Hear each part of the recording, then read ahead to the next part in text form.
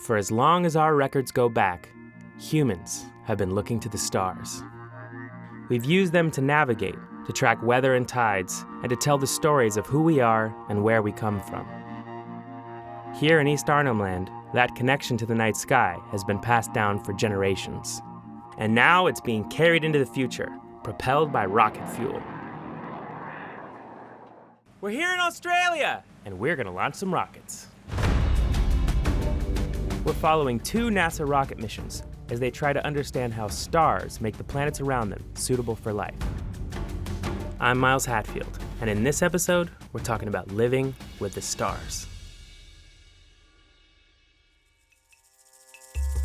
The rocket range may be new, but for the people of East Arnhem Land, an interest in the night sky is about as far from new as you can get.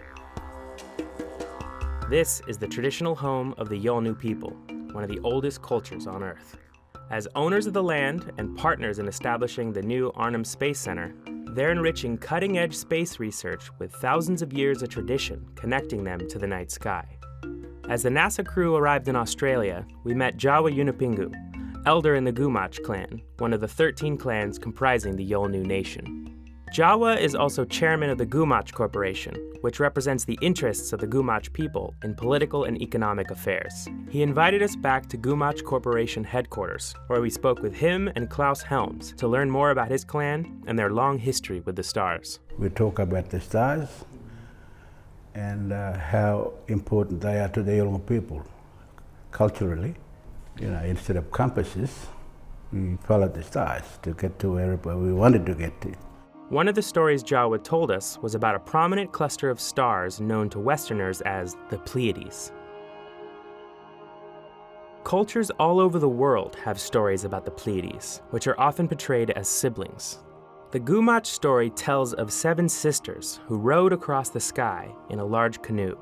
The Gumatj refer to them as Julpan, the Yolngu word for canoe. I think this is kind of the Milky Way, where the stars are. Yeah.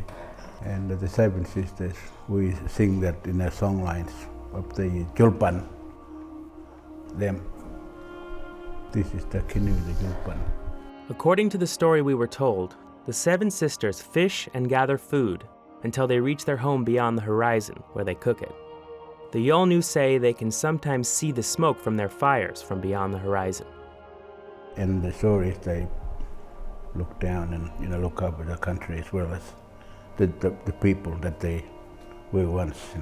Learning these stories was a critical part of Jawa's upbringing and a tradition he hopes to uphold for the next generation. Whether it's from a painting like this, or it's stories that were handed down from generation, because that's how it happened back in the days. Everything was passed on.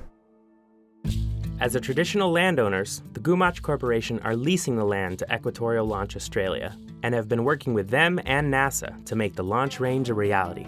My clan, Gumatj, they were well behind this because we were looking at the future kind of a perspective from us, like the stars play a very important role in our survival. The Gumatj board selected Klaus Helms to join them in 2011, and for the past few years, he's been deeply involved in the project. We had many meetings with NASA people to see if it was even possible. When Scott first got here, we were walking through the bush with the compass, through all those trees, and he was trying to visualise, could it be done? And we just had to assure him that, yeah, we can do it, we'll do it. And the next time he came, it was all cleared.